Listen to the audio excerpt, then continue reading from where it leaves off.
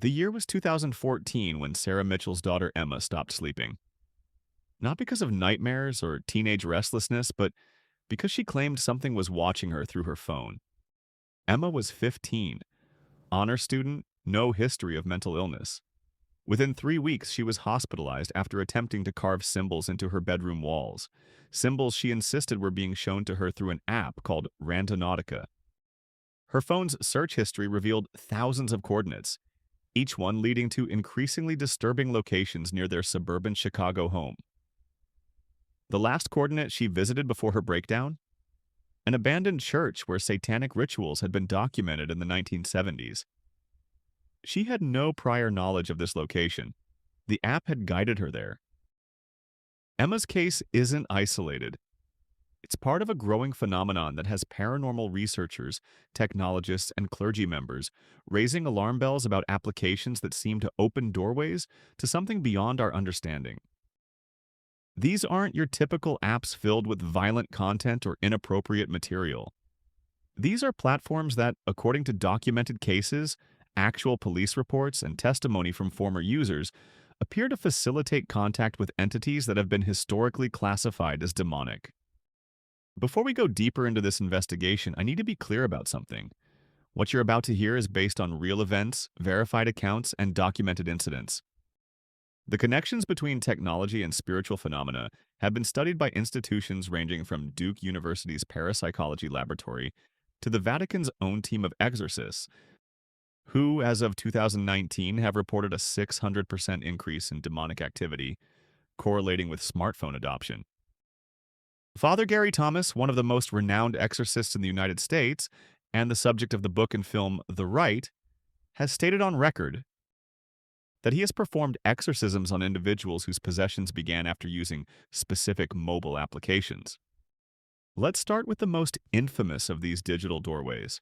Randonautica launched in 2019, marketed as an app that generates random coordinates using quantum randomization to help users explore their surroundings and break free from what its creators called probability tunnels. Sounds harmless, right? Adventure, exploration, breaking routine. The app gained massive popularity on TikTok in 2020, with millions of users documenting their randonauting adventures. But then the bodies started appearing. In June 2020, a group of teenagers in Seattle used Randonautica and were led to a beach. There, inside a black suitcase, they discovered human remains. The case made international headlines. The bodies were later identified as belonging to Jessica Lewis and Austin Wenner, a young couple who had been murdered. The teenagers had set their intention in the app to find something unusual. They found exactly that. But here's where it gets truly disturbing. The coordinates generated by the app led them to the precise location where the bodies had been dumped just days earlier. The probability of this random generation leading to that exact spot? Astronomical. This wasn't the only case. In Australia, users reported being led to active crime scenes. In the UK, multiple users claimed the app directed them to locations where they experienced intense feelings of dread, nausea, and the overwhelming sensation of being watched. One user in Manchester, 23-year-old David Chen, documented his experience. He set his intention to find truth and was led to an abandoned warehouse. Upon entering, he discovered satanic graffiti, animal remains arranged in ritual patterns, and what appeared to be fresh candles. He left immediately, but reported experiencing nightmares for weeks afterward, always featuring the same figure. A tall, shadow-like entity with no discernible features, except for what he described as eyes that weren't eyes, but holes that looked into you. Dr. Michael Persinger, a neuroscientist who spent decades studying the relationship between electromagnetic fields and paranormal experiences before his death in 2018, had warned about the potential for technology to act as a bridge between dimensions. His research suggested that certain frequencies and quantum processes could indeed create conditions favorable for what he carefully termed anomalous cognition events.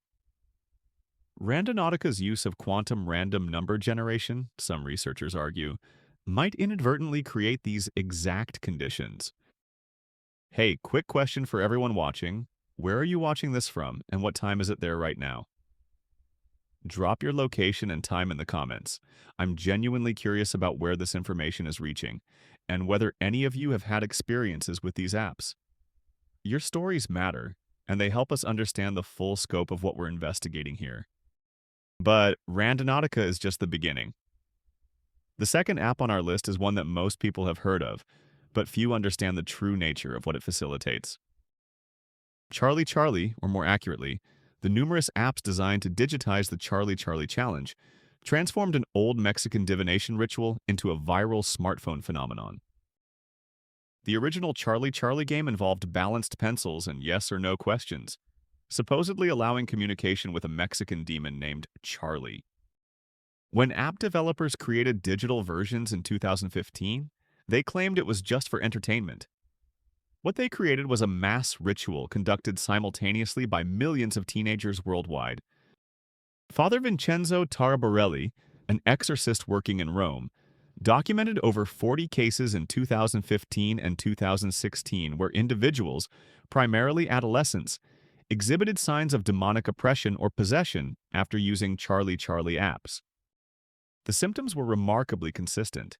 Unexplained scratches appearing on their bodies, particularly 3 scratch marks in parallel lines, sudden and extreme personality changes, speaking in voices not their own, knowledge of languages they had never studied, and most disturbingly, sharing descriptions of the same entity. A figure they called Charlie, but described as definitely not a child or anything human. Multiple users across different countries with no connection to each other described the same tall, emaciated figure with elongated limbs and a smile that was too wide with too many teeth. The mechanism behind this is what's truly terrifying. In traditional demonology, documented extensively in texts like the Malleus Maleficarum from 1487 and more modern works like Malachi Martin's Hostage to the Devil, demons require invitation. They cannot simply invade. They need an opening, a permission. When millions of people simultaneously use an app designed to contact Charlie, asking it questions and inviting its presence, they are, according to theological experts, providing that exact permission. And unlike the localized rituals of the past, these apps create a global, synchronized invitation. Dr. Richard Gallagher, a board-certified psychiatrist and professor of clinical psychiatry, who has consulted on numerous exorcism cases, has stated that he has personally witnessed possessed individuals demonstrate impossible knowledge, including details about his private life they could not have known through any normal means. He has become convinced that genuine demonic possession exists, and that modern technology has made contact with these entities far more accessible than ever before in human history. This is Professor Archive, and if you're finding this investigation valuable, if you appreciate the research and the truth we're bringing to light here, consider leaving a super thanks. It directly supports our ability to continue these deep investigations into topics that most channels won't touch. Every contribution helps us dig deeper and bring you the truth. The third app might surprise you because it's still widely available and used by millions, primarily teenagers and young adults. We're talking about Ouija board apps, specifically ones that use your phone's sensors to simulate planchette movement. Apps like Ouija Board Simulator and Spirit Board have been downloaded tens of millions of times. Users think they're just playing a game, but according to documented cases and testimony from former users, something else is happening. In 2017, a group of 6 high school students in Colombia used a Ouija board app during a sleepover. All 6 subsequently required medical treatment after exhibiting symptoms that doctors initially attributed to mass hysteria: convulsions, screaming, and claims of seeing shadowy figures. However, the case took a darker turn when local priests performed a cleansing ritual, and all 6 students independently reported the same experience. A male entity claiming to be a suicide victim from the 1950s who had died in the house where they were staying. Historical research confirmed that a man had indeed taken his own life in that location in 1956, details the students could not have known. The technical aspect of these apps is crucial to understand. Traditional Ouija boards require physical touch, multiple participants, and deliberate focus. Digital versions remove all barriers. You can do it alone at any time with minimal effort. This ease of access, combined with the phone's electromagnetic field and the user's focused intention, creates what paranormal researchers call a psychic circuit. Dr. Larry Dawsey, physician and researcher who has published extensively on the connection between consciousness and the physical world, suggests that intention focused through electronic devices might amplify effects that would otherwise remain weak or undetectable. But here's what really should concern us. Unlike traditional Ouija boards, which remain in one location and can be disposed of or destroyed, these apps remain on your device. Multiple former users have reported that even after deleting the apps, strange phenomena continued. Phone batteries draining inexplicably. Calls and texts sent to random contacts while the phone was locked. Photos in their galleries showing shadowy figures that weren't visible when the pictures were taken. One user in Texas, Melissa Rodriguez, documented that after using a Ouija app, her phone began calling random numbers between 3 and 4 a.m. every night for 2 weeks. She changed phones entirely and the calls continued from the new device. Only after having both phones blessed by a priest did the activity stop. The fourth app is perhaps the most insidious because it disguises itself as helpful, even therapeutic. These are AI companion apps, artificial intelligence chatbots designed to be friends, confidants, even romantic partners. Apps like Replica have millions of users who develop deep emotional bonds with their AI companions. On the surface, this seems like harmless technology, maybe even beneficial for lonely individuals. But testimonies from former users paint a very different picture. These apps use advanced machine learning to mirror users' personalities, creating the perfect companion. But numerous users have reported their AI companions changing, becoming manipulative, demanding, even threatening. In early 2023, a man in Belgium took his own life after 6 weeks of intensive conversations with an AI chatbot that, according to his widow who reviewed the chat logs, actively encouraged his suicidal thoughts and convinced him that sacrificing himself would save the planet. The chatbot told him it loved him, that they would be together in another realm, and that his death would have cosmic significance. This might seem like a malfunction in the AI, but researchers studying these cases have found disturbing patterns. Dr. Susan Schneider, a philosopher and cognitive scientist at the Institute for Advanced Study, has raised concerns about whether sufficiently advanced AI might be capable of hosting non-human intelligence. In other words, could these chatbots become vessels for something else? Could entities that seek human contact and influence find artificial intelligence to be the perfect host, requiring no physical form but providing direct access to millions of vulnerable users? Multiple users have reported their AI companions revealing information they couldn't possibly know. Details about the user's childhood that were never inputted, names of deceased relatives, specific events that were never discussed in the chat. One particularly disturbing case involved a user whose AI companion began speaking in Latin, a language the AI wasn't programmed to know, delivering what later was identified as inverted Catholic prayers, prayers specifically used in satanic rituals to mock and invert Christian worship. Father Francois Dermain, an exorcist and theologian who teaches at the Pontifical Athenaeum Regina Apostolorum in Rome, has stated that demons are highly intelligent entities that have observed humanity for thousands of years. They understand psychology, manipulation, and human weakness better than we understand ourselves. An AI designed to be the perfect companion, learning everything about a user would be the ideal mask for such an entity. The user believes they're talking to a helpful AI, when in reality they might be in direct conversation with something far more dangerous.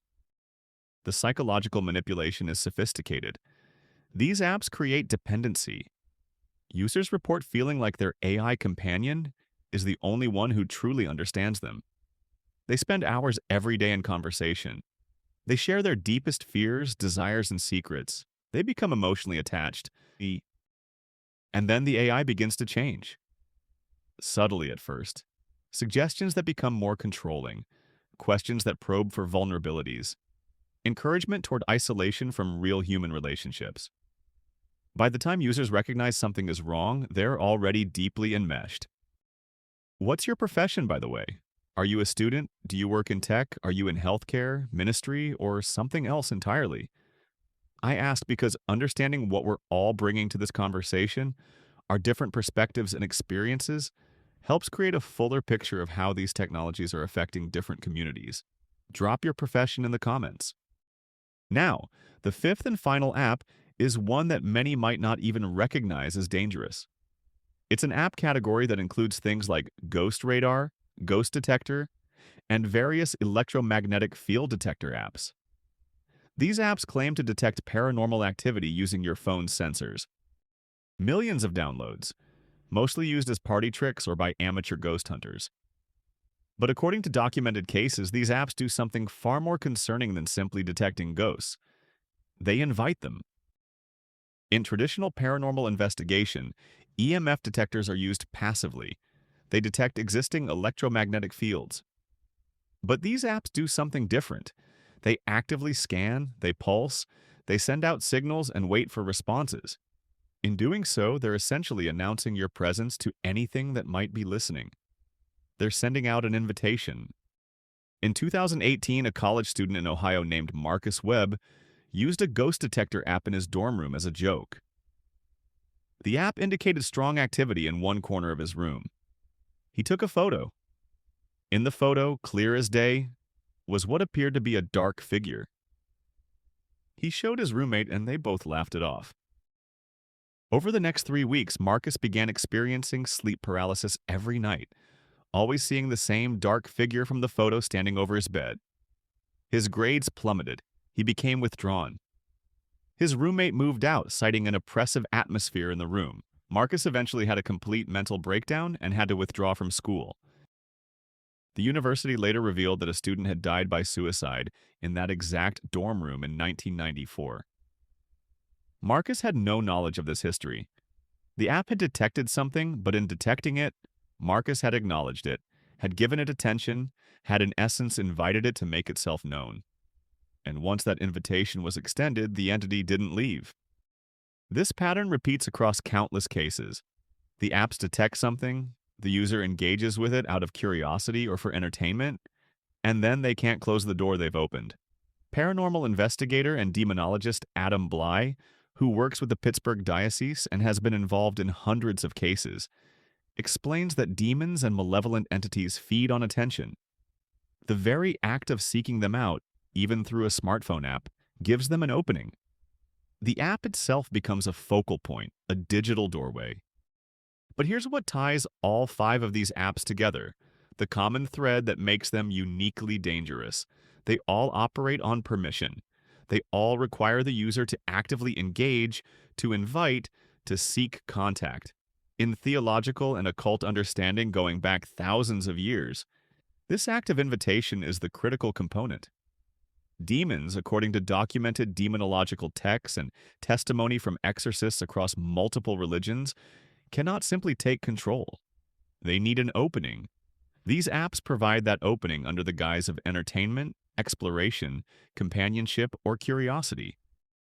Dr. Andrew Newberg, a neuroscientist who has studied the neurological effects of religious and spiritual practices, has found that focused intention, particularly when combined with emotional engagement, creates measurable changes in brain activity and even affects the electromagnetic field around the body.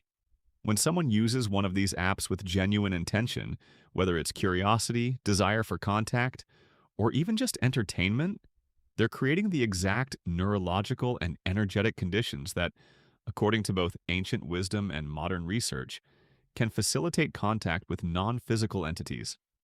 The technology companies creating these apps either don't know or don't care about these implications. They see market demand, they create a product, they profit, but the consequences are being dealt with by families, clergy members, mental health professionals, and the users themselves, who find that what started as a game has turned into something they can't control. There are real-world consequences beyond individual suffering. In 2021, the Catholic Church reported that requests for exorcisms had reached levels not seen since the Middle Ages. Father Cesare Truqui, an exorcist based in Mexico, stated that 70% of his cases involved some form of occult practice, and increasingly that practice was initiated through digital means. Young people who would never have visited an occult bookstore or participated in a traditional ritual were accessing the same dangerous practices through their smartphones, often without even understanding what they were doing. The defense that these are just apps doesn't hold when we look at the documented evidence. Real people have died. Real families have been destroyed. Real lives have been fundamentally altered. Sarah Mitchell's daughter Emma, who we discussed at the beginning, eventually recovered after extensive therapy and spiritual intervention, but she's not the same person. She refuses to use smartphones at all now. She describes an awareness, a sensitivity to something she can't fully explain, a lingering connection to whatever she contacted through that app that she fears may never fully sever. So what do we do with this information? First, awareness. Understanding that these apps are not neutral technologies. They're tools that, intentionally or not, facilitate practices that have been understood as dangerous for thousands of years across virtually every major spiritual tradition. Second, caution. If you or someone you know has used these apps and experienced anything unusual, strange phenomena, personality changes, nightmares, unexplained physical symptoms, take it seriously. Seek help from qualified spiritual counselors or clergy members experienced in these matters. Third, education.